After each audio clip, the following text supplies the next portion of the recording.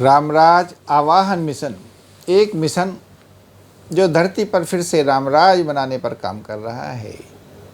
आओ चर्चा करते हैं। कर्म इंसान के अधीन है मगर फल देव के अधीन है। बहुत ही महत्वपूर्ण विषय है, बहुत ही महत्वपूर्ण बात है। अगर कोई इसको समझ लेता है तो उसका जीवन बड़ा शांत और आसान हो जाता है।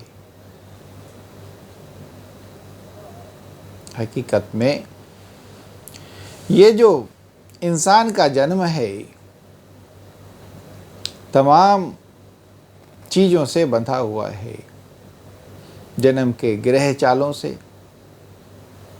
परिस्थितियों से, आपके पूर्व जन्मों के कर्मों से,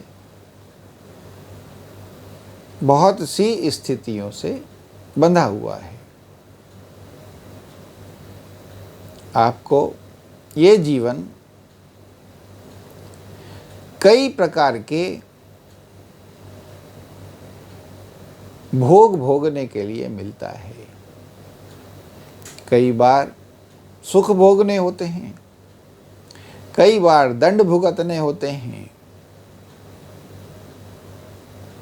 कई प्रकार की चीजें होती हैं जो आपका प्रारब्ध होता है।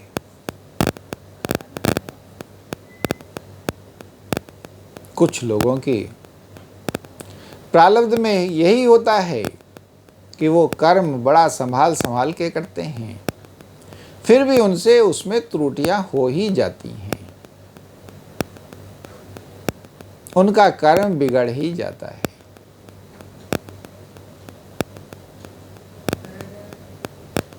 तो ये जो बात है कि कर्म ही बस इंसान कर सकता है मगर फल देव के अधीन है। ऐसा बहुत बार देखा जाता होगा कि आपने बहुत जरा सा कर्म किया मगर फल आपको बहुत बड़ा मिल गया। और कई बार इसके विपरीत भी होता होगा कि आपने कर्म तो बहुत किया, मेहनत तो बहुत की, मगर फल आपको ना के बराबर ही मिला और बल्कि उल्टा भी मिल गया।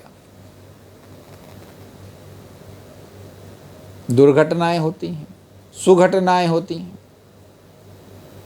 बहुत सी बातें हैं जो आपको जीवन को अकस्मात प्रभावित करती हैं, जो अकस्मात होती हैं, जिसको आप समझ ही नहीं पाते हैं कि ये कैसे हो गया।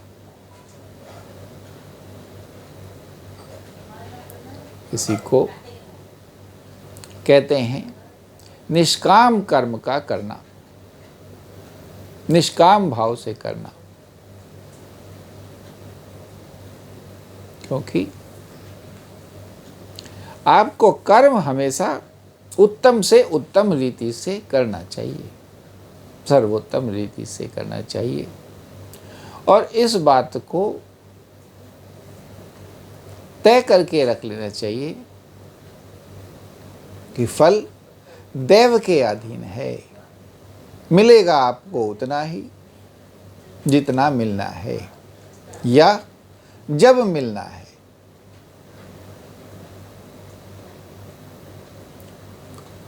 तो जब आप कर्म करते हैं फल मिल जाए तो बहुत खुशी की बात है, और नहीं मिले तो प्रभु की इच्छा। आप क्या कर सकते हैं? आप पुनः कर्म करें। कहते हैं कि इस जगत में जो कुछ भी मिलता है वो तपस्या से ही मिलता है। और ये जो कर्म का करना है ये बस एक तपस्या ही तो है। बिना तपस्या के तो कुछ भी नहीं मिलता है। तपस्या तो करनी ही होती है। तो ये कर्म आप अपनी तपस्या समझ के करें और फल देव पे छोड़ दें। लोग शिकायत करते हैं कि ये क्या भगवान, कैसे हैं भगवान। कहते हैं कि कर्म का फल मिलता है और मैं इतने कर्म किए जा रहा हूँ, कोई फल ही नहीं। भगवान पक्षपाती हैं, भगवान ये हैं, भगवान वो हैं। बतेरे लोग इस तरीके का विचार रखते हैं, इस तरीके से कहते हैं, मगर ये तो नास्तिकता है। भगवान में विश्वास ही कहाँ हुआ। अगर आप ऐसे कहते हैं तो आपने भगवान को भगवान ही कहाँ माना। फिर तो भगवान भी बंधन में हो गए। और अगर भगवान भी बंधन में रहने लगे तो फिर भगवान ही क्या। कम से कम भगवान तो स्वतंत्र होने ही चाहिए। तो भगवान तो स्वतंत्र हैं, वो अपनी इच्छा से कब किसको क्या देना है, क्या करना है,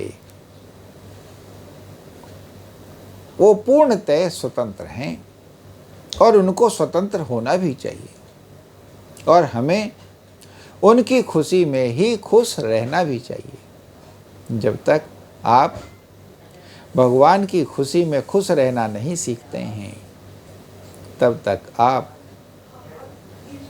तमाम व्यथित रहते हैं, परेशान रहते हैं, अशांत रहते हैं। और जहां आप भगवान को स्वतंत्र करके उनकी खुशी में खुश होने लग जाते हैं, तो बस आप वहीं पर शांत, आनंदित और मस्त एक बड़े सुखपूर्वक रहने वाले इंसान बन जाते हैं। यह समझना अत्यंत आवश्यक है कि कर्म ही इंसान के अधीन है, मगर फल देव के अधीन है। और जो वो फल देना चाहें या ना देना चाहें, ज़्यादा देना चाहें या कम देना चाहें, जो भी वो दें, उनकी खुशी में ही खुश। यही सच्ची भगवान के प्रति आस्था है, जो आपके जीवन को आनंद से भर देने वाली है। बोलो श्री रामचंद्र भगवान की जय, पवन सुत हनुमान की जय। कितना सुंदर वर्णन।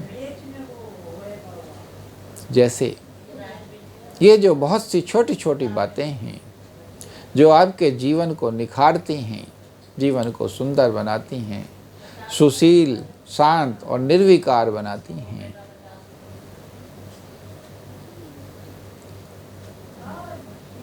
उनको अवश्य सीखें। और हमारी इस वीडियो को ज़्यादा से ज़्यादा लाइक, शेयर, कमेंट, फॉलो करें, चैनल को सब्सक्राइब करें, बेल आइकन भी दबावें, जिससे कि ये जो हमारी छोटी छोटी शिक्षाएं हैं लोगों के जन जन के मन तक पहुँचें।